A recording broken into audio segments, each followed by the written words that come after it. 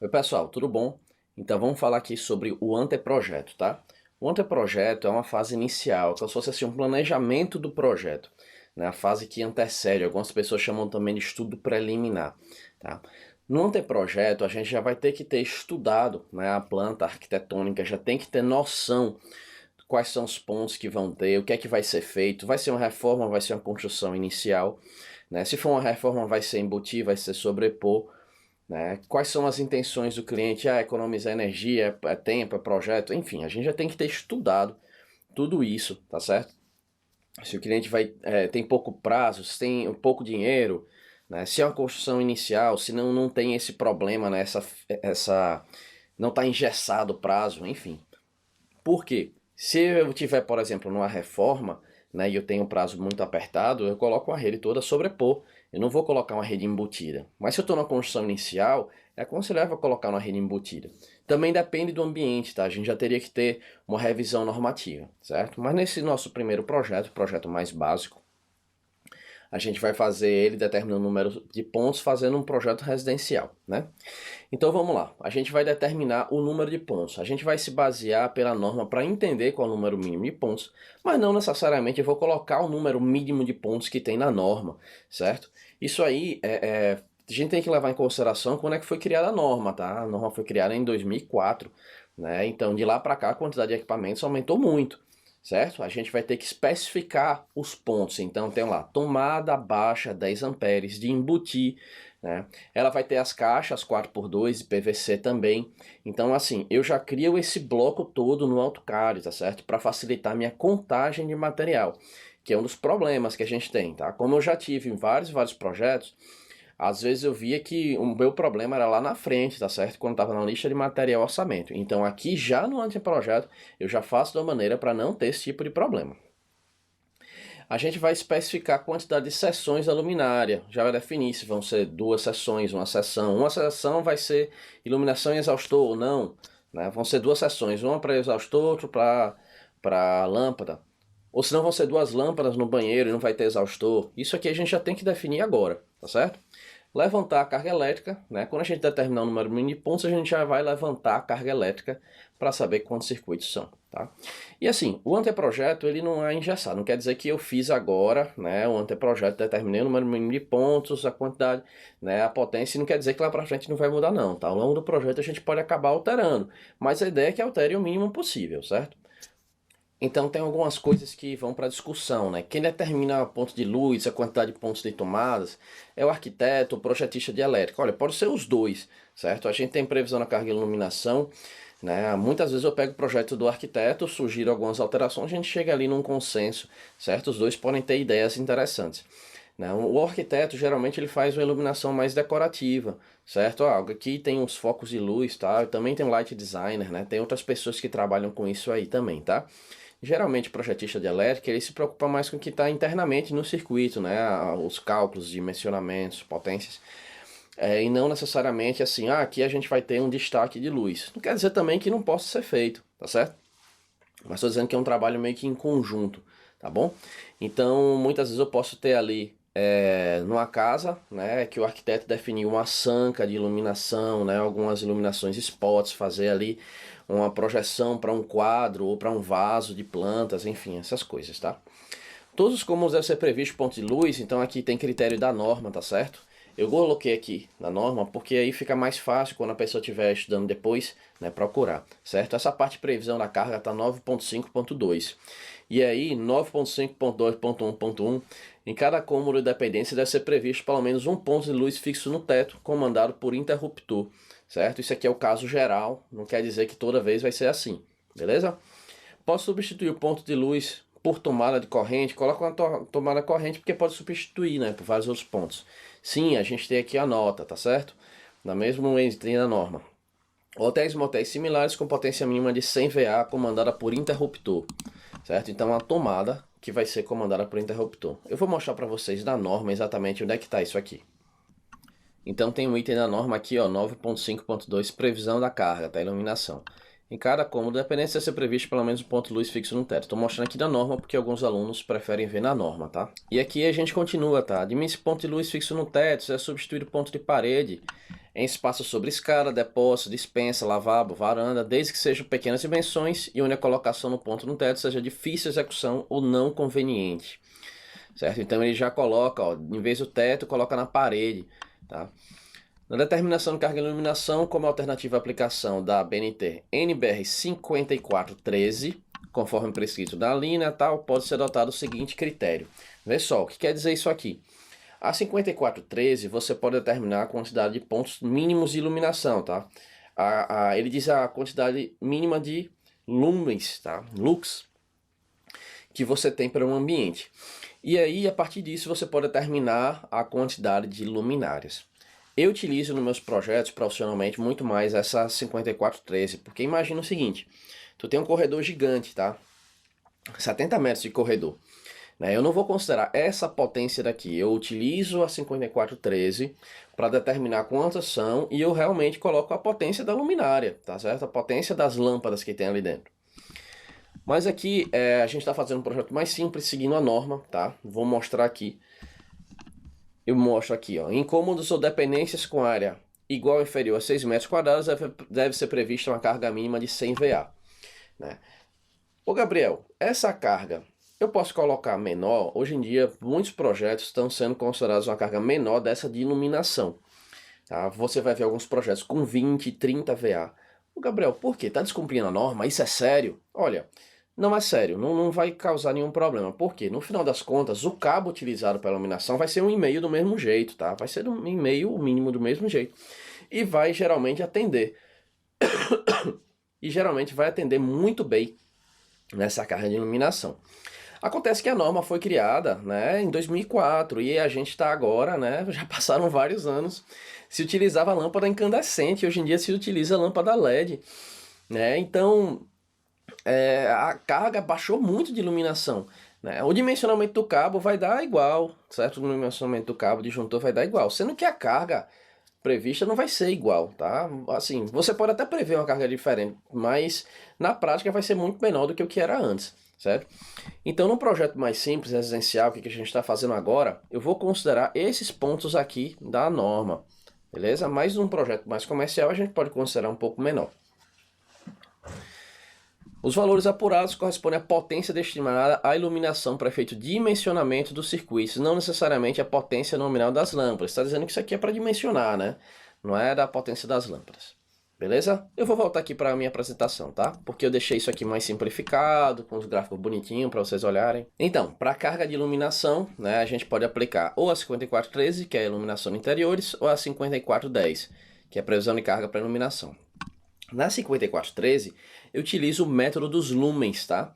Ou eu faço também uma simulação, né? No método dos lumens eu posso fazer uma simulação ou aplicar a fórmula, tá?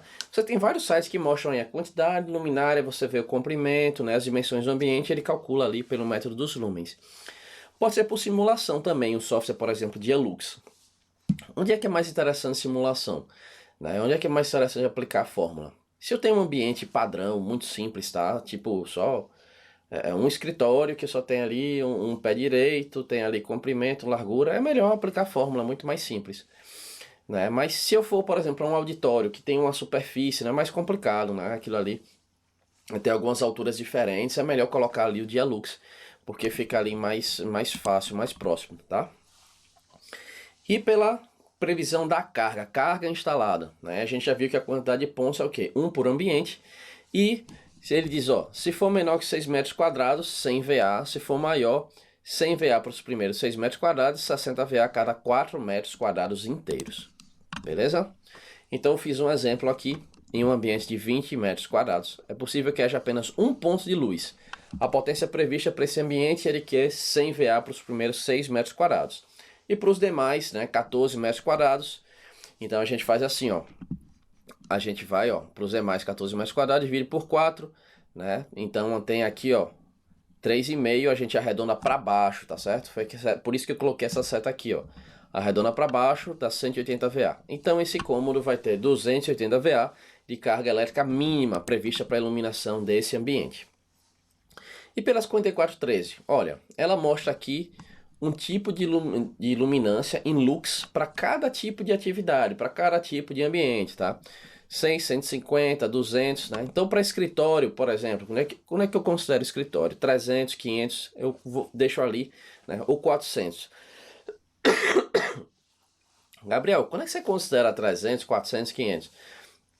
Considero 500 se não tiver nenhuma iluminação externa, né? Se tiver uma boa iluminação interna e for escritório durante o dia, né? 300. E em geral também coloco algumas seções de luminárias, tá? Também não significa que quando você chegue lá no ambiente o pessoal não olha, tira essa aqui e coloca ali. Às vezes acontece isso, tá? Você faz o projeto, deixa tudo bonitinho, mas às vezes a pessoa acha que tá muito claro. Tem gente que é fotossensível, tem gente que precisa de mais iluminação. Por isso que eles também deixam essa margem, tá? Para você alterar, certo? O método dos lumens, né? Eu acho que assim, você pode fazer na mão, ou a gente tem tantas fórmulas para isso, né? Eu acho melhor usar a fórmula. Você vai ter aqui, ó, a luminância desejada no local, por exemplo, 300, vezes comprimento, vezes largura, dividido por N, o número total de luminárias necessárias, tá? Esse aqui, ó. Então eu tenho aqui, ó, quantidade de lâmpadas por luminária, esse N daqui, por exemplo, 2, né? Fluxo luminoso da lâmpada, isso a gente encontra no catálogo. O fator de utilização e fator de perdas luminosas. O fator de perda tem a ver com isso, ó, limpo, médio ou sujo. E o fator de utilização a gente pode olhar pelo catálogo, certo? Isso aqui é a informação de um catálogo, tem o fator de utilização. Primeiro ele determina o RCR, que é uma relação numérica para um ambiente, relacionando pé direito, largura, comprimento. Depois a gente vê qual é o tipo de cor, por exemplo, se for cor clara, aqui teto 70%, se o aparelho for cor clara 50%, e o chão não influencia tanto na reflexão dele. Então se eu ver aqui, ó, o teto é claro, parede é clara, o RCR deu aqui, ó, em torno de 5, 6, eu vou considerar o fator de utilização aqui em torno de 50%, tá? Porque ele vai, né, fazer essa reflexão aqui. Beleza? Então, para previsão de carga de tomadas. Previsão de carga de tomadas, a gente faz o seguinte, ó. A norma ali fala, a previsão de carga, certo? A gente tem que ter noção, né, do que é TUG e o que é TUI. TUG é uma tomada de uso geral, tá? Destinada à ligação de mais de um equipamento, né? Não simultaneamente, e cuja corrente de consumo não seja superior a 10 amperes. Né? É uma tomada que você, por exemplo, a tomada você encontra na sala, no quarto, aquela tomada ali no banheiro, uma TUG, não no chuveiro, aquela que fica ali perto do lavabo, certo? Na cozinha você vai encontrar perto ali de onde você também lava as mãos, perto da pia, né? Na bancada, então essas são TUGs. Você não foi previsto exatamente para um único equipamento, certo? Mas uma tomada para ar-condicionado, ela foi prevista para um único equipamento. Uma tomada para um chuveiro foi previsto para um único equipamento. Você não fica trocando, né, do chuveiro ali. Né? Do ar-condicionado também não é para você fazer isso. É para você deixar ali para um único equipamento mesmo. Então vamos lá. A tomada, a gente vai ter aqui fase, neutro e terra, certo? São as ligações que chegam nela. A tomada de uso específico, você utiliza para alimentar de modo exclusivo um equipamento com corrente nominal superior a 10 amperes. Olha, também a gente também tem que ter ressalvas, tá? Com tudo que a norma fala. Gabriel, tem um ar-condicionado e a corrente dele é 7 amperes. Eu posso usar uma TUG? Não, use uma TUI. Né? Não siga ao pé da letra, né, o que está aí. Não, só vou se for superior a 10 amperes. Não. Dependendo da utilização do equipamento, você já deixa um circuito exclusivo para ele. Certo? Iluminação externa. Então tem alguns exemplos aqui, tá? Chuveiro, secadora de roupa, torneira elétrica, essas cargas maiores. E também tem um ponto da norma que fala, ó, ligação dos aquecedores elétricos de água ao ponto de utilização deve ser direta, sem uso de tomada de corrente, se utiliza conector. Tá? Hoje em dia tem conector a mola, tem conector parafusado, mas você tem que utilizar conector, não é direto na tomada. E a previsão de carga? A gente vai olhar por ambiente, tá? Então se for sala e dormitório, você vai ver o perímetro. Vai ter uma tomada a cada 5 metros de perímetro de fração, tá? Potência 100 VA. Se for cozinha, copa e área de serviço, 1 a cada 3,5 metros do perímetro de fração, sendo 2 a bancada da pia. Tá? Se for até 6 pontos, a potência vai ser 600 VA para os 3 primeiros, 100 VA para os demais. Acima de 6 pontos, 600 VA para os 2 primeiros e 100 VA para os demais, tá certo? Então a gente tem 8 pontos. Então os dois primeiros 600, né? Os restantes 6 pontos sem VA. Banheiro, varanda e cômodo. Ele prevê uma tomada, né, próximo aos lavatórios. E a potência que eu considero do banheiro vai ser 600 VA, tá certo? Se a gente tiver só uma. Vamos dar uma olhada isso aqui na norma também? Vou pegar aqui a norma, tá? A norma ele fala aqui, ó, 9.5.2.2. Então diz aqui, ó. Em banheiros, cozinhas, copas cozinhas, áreas de serviço, lavanderia e locais análogos, no mínimo 600 VA por ponto de tomada. Então, para a área de serviço, né? Isso também tá valendo. E aqui ele fala sobre aquela regrinha, tá certo? Se for, né, a quantidade de pontos, se for nos dois primeiros 600 e demais 100 VA, certo? Demais como os dependências 100 VA, aquecimento elétrico de água. Ele fala aqui, ó, conexão do aquecedor elétrico de água. A conexão do aquecedor elétrico de água ao ponto de utilização deve ser direta, sem uso de tomada de corrente, certo? Então tá aqui na norma para quem está querendo pegar como referência. Então um exemplozinho simples aqui, ó, em uma copa de 7 metros de perímetro, quando é que a gente considera? 2 tomadas acima da pia, tá? Porque ali a gente viu 3,5, né? Então, em uma copa de 30 metros de perímetro, quando as tomadas devem haver, certo? Eu tenho aqui, ó, 30 metros, uma a cada 3,5 metros, tá certo? Então, fiz o cálculo, deu 8,57, arredondei para cima, 9, certo? Então tá aqui, ó, uma a cada 3,5 metros, perímetro, fração. Portanto, deve haver no mínimo 9 tomadas. 2 tomadas devem ser próximas do lavatório, se houver. É obrigatório a gente instalar a tomada na varanda? Então, se a gente não conseguir instalar o ponto na varanda, ou área inferior a 2 metros quadrados, em outros cômodos, né? Quando sua profundidade for inferior a 80 centímetros, pode instalar próximo ao acesso, não tem problema, tá? Então, vê só, pequenos cômodos, se a área for menor ou igual a 2,25 metros quadrados, até 80 centímetros da porta de acesso. Se for entre 2,25 e 6 metros quadrados, um ponto de tomada. Se for maior que 6 metros quadrados, um a cada 5 metros do perímetro e fração. Beleza? Então, vamos partir para a simbologia para a gente colocar esses pontos, tá? Aqui a gente já viu a simbologia, né, nas nossas aulas anteriores. Então vamos lá, distância entre porta e interruptor não é indicada em norma, mas é convencionado o uso de 10 a 20 centímetros. Tomada para chuveiro, a gente já viu essa informação. E a gente também tem os pontos para ar-condicionado, tá? Que são nossas TUIs. Beleza, pessoal? Então na próxima aula a gente vai fazer exercícios sobre isso na planta. Então se ficar alguma dúvida, tá? Entra em contato comigo, tira essas dúvidas, porque essa é uma parte muito importante do projeto, né? Quero que fique muito claro para todo mundo. Beleza? Te vejo até a próxima aula.